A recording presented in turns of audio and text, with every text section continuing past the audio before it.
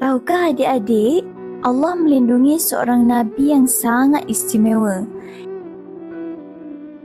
Inilah Maryam alaihissalam, wanita solehah yang Allah pilih memegang amanah besar.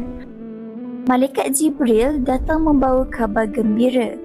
Maryam akan dikurniakan bayi dengan izin Allah. Di tempat yang sunyi, Maryam melahirkan Isa. Allah menenangkan hati Maryam. Dengan izin Allah, bayi Isa berbicara, membela ibunya daripada fitnah.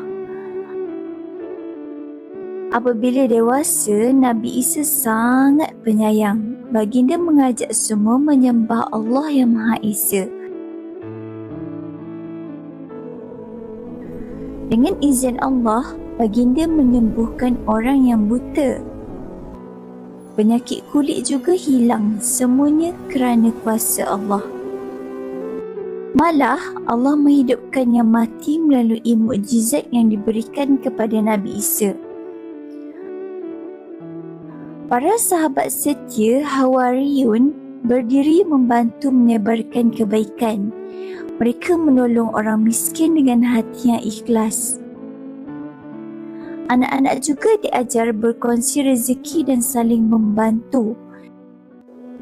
Walau ada yang dengki dan berbisik jahat, Nabi Isa tetap tenang. Akhirnya Allah menyelamatkan Nabi Isa dan mengangkat baginda ke langit. Pengajarannya, Allah Maha Berkuasa. Jadilah anak yang baik, jujur dan penyayang.